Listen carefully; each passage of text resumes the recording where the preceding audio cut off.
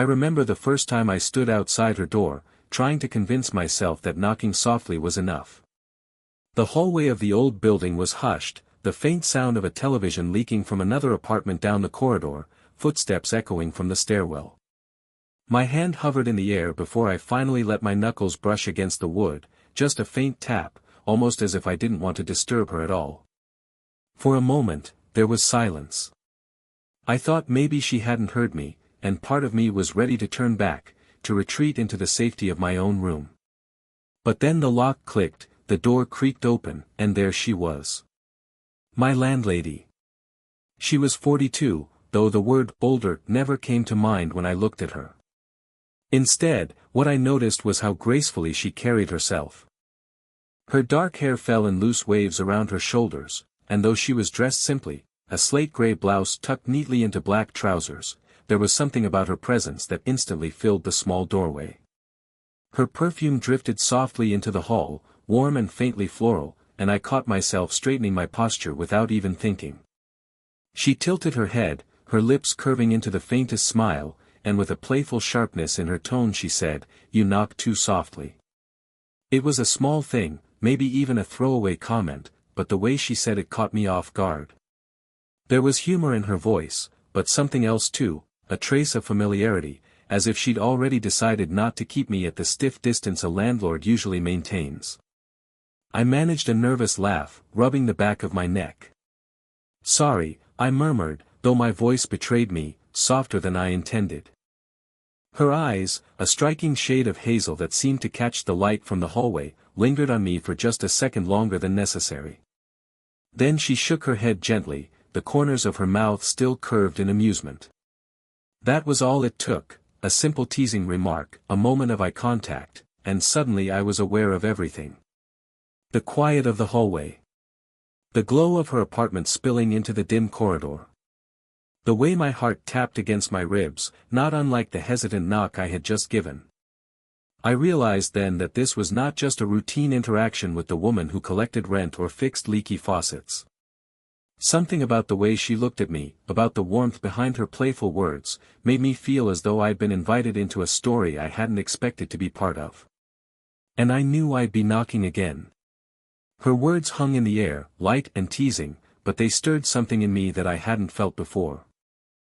Maybe it was the way her eyes held mine for a heartbeat too long, or the softness of her smile that didn't quite match her stern role as landlady. Whatever it was, it made me bold enough to answer differently than I normally would. I let out a quiet chuckle, shifting my weight from one foot to the other. "Then," I said, my voice a little steadier than I expected, "let me knock harder." Her eyebrow arched, just slightly, as though she wasn't sure if I was joking or daring. The smallest spark of surprise flickered across her face before she smoothed it away, but not quickly enough. I saw it. The moment was subtle, but it made the hallway feel warmer, closer. For a second neither of us moved. I was suddenly aware of how near I was standing, the worn carpet under my shoes, the faint hum of the building's heater rattling through the walls. The light from her apartment spilled across the threshold, bathing her in a soft amber glow that contrasted with the shadowy hall. Her lips parted as if to respond, but instead she pressed them together, almost suppressing a laugh. Finally, she tilted her head, her hair brushing against her shoulder.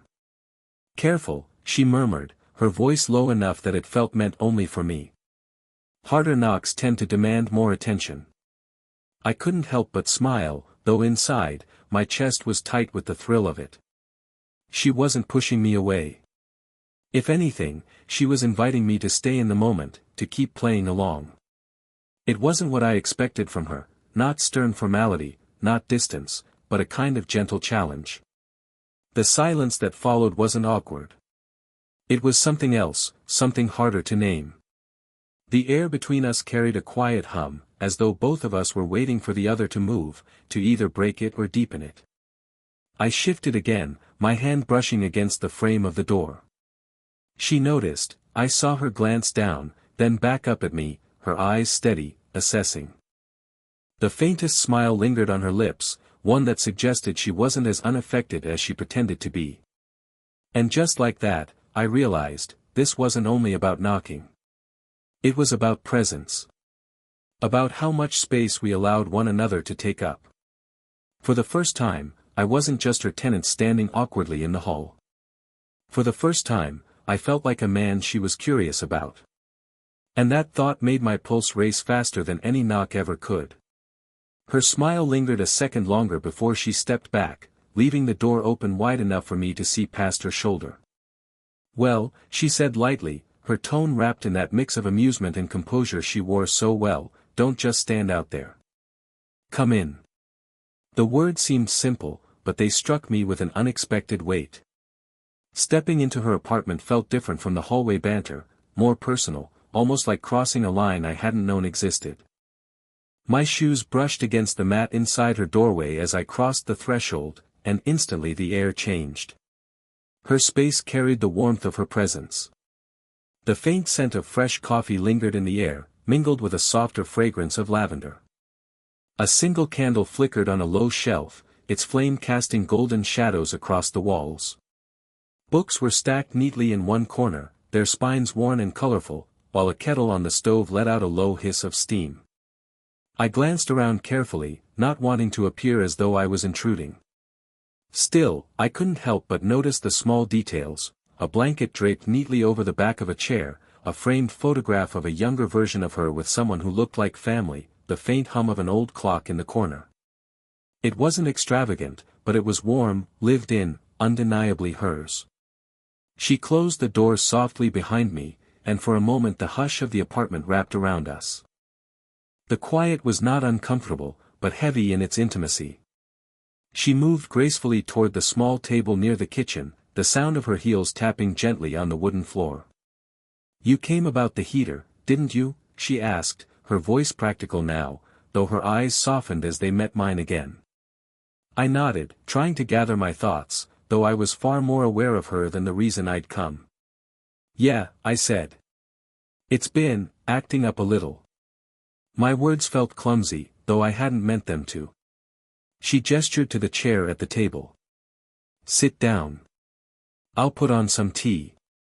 It's better to talk about these things when we're not standing in the hall." Her tone was brisk, but her eyes betrayed something gentler.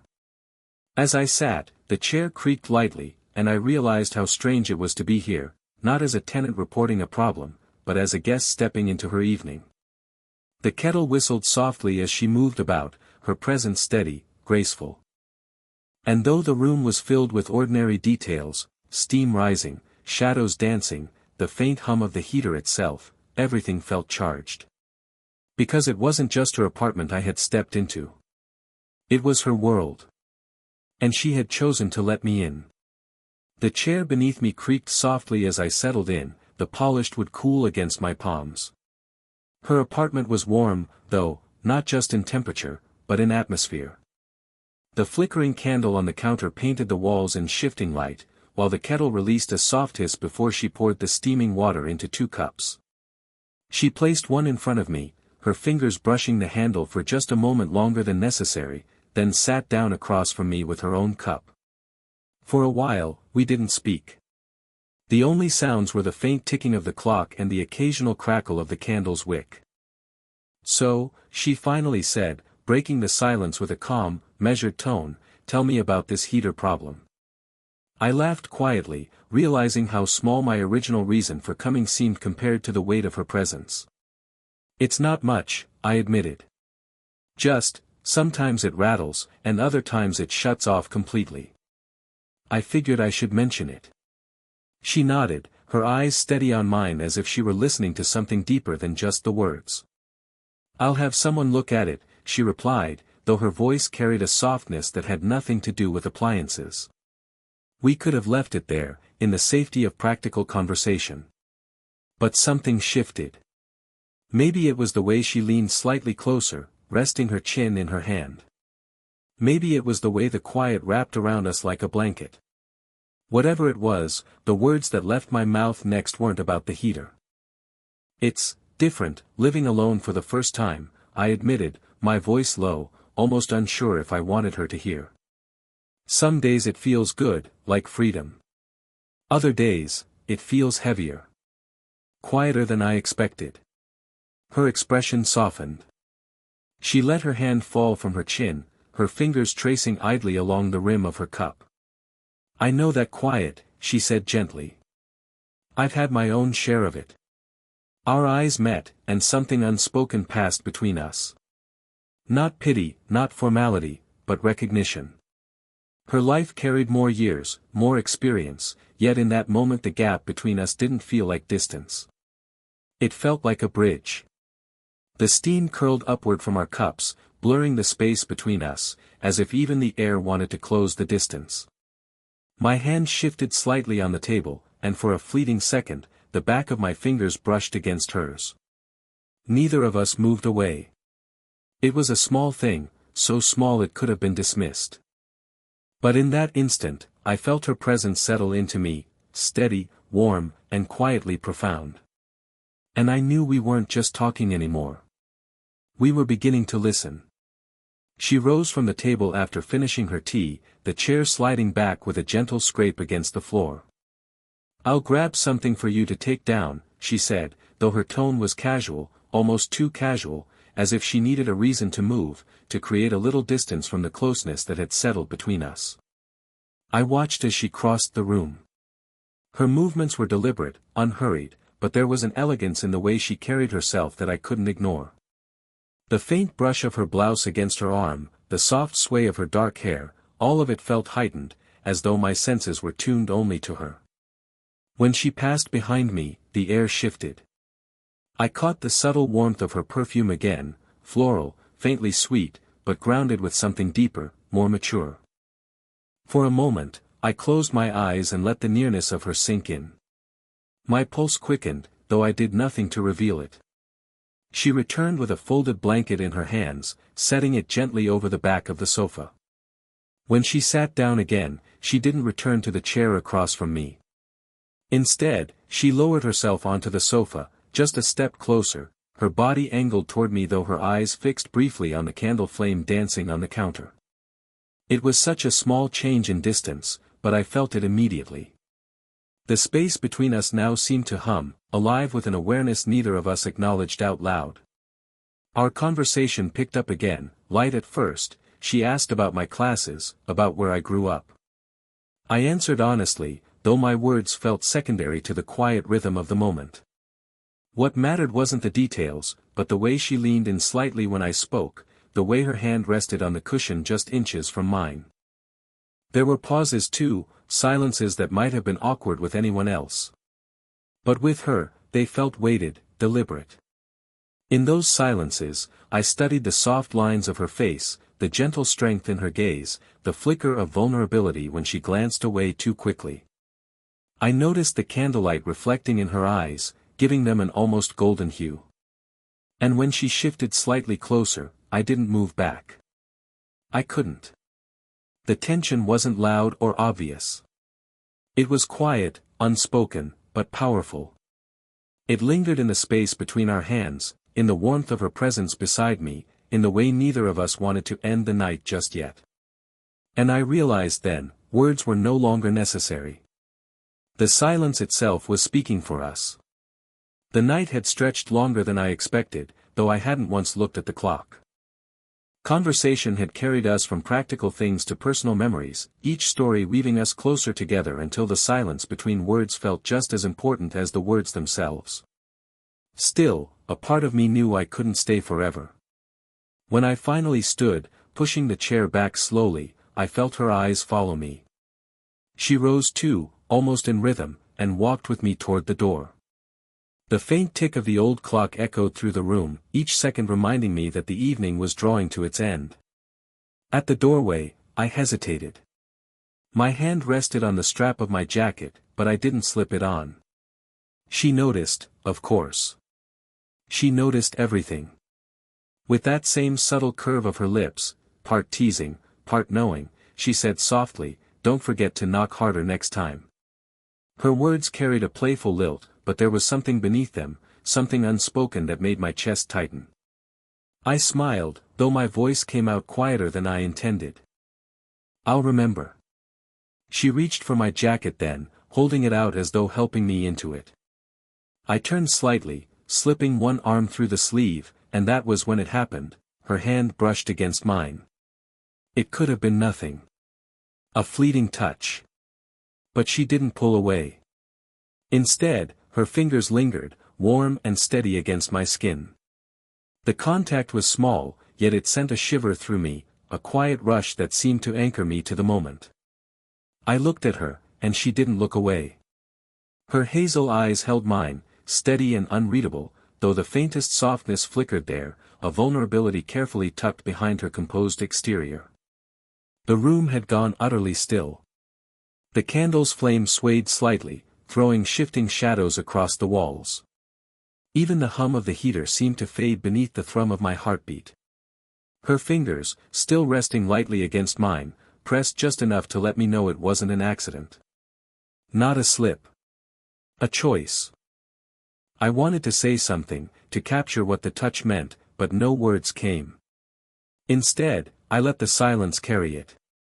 The warmth of her hand against mine said more than either of us dared to. And when she finally let go, the absence of her touch lingered almost as strongly as the touch itself. I stepped back into the hallway, but a part of me remained inside, held by the quiet electricity of that moment. The hallway outside was cooler, the faint draft from the stairwell brushing against me as I stepped out. Yet I lingered at the threshold, reluctant to let the warmth of her apartment slip away entirely. She stood in the doorway, one hand resting lightly against the frame, the other still by her side as if resisting the same pull I felt. For a long moment, neither of us spoke. The silence wasn't empty, it was charged, full of all the things we had chosen not to say. The golden light behind her spilled outward, painting her hair in soft amber tones, while the dim corridor around me seemed suddenly colder, lonelier. Finally, she broke the silence, her voice quiet, tinged with something between playfulness and tenderness. "Next time," she said, her eyes holding mine steadily, "make sure I hear you before I see you." It was the same tease she had given before, but now it meant something else entirely. Beneath her words lay a subtle invitation, a promise that this evening wasn't an accident, that it could happen again. I smiled, the corners of my mouth lifting as I met her gaze. "Then next time," I replied softly, "I'll make sure you do." Her expression shifted, just slightly, a flicker of warmth, a small but genuine smile that reached her eyes. It wasn't the polite smile of a landlady, nor the casual amusement of earlier. It was something personal, meant only for me. The candlelight behind her flickered as if in agreement, throwing soft shadows across the walls of her apartment. She tilted her head, studying me as though committing me to memory, and in that look I felt both steadiness and vulnerability. I wanted to say more, to thank her for the tea, for the conversation, for the way her presence had quietly shifted something in me, but the words caught in my throat. Instead, I let the moment speak for itself.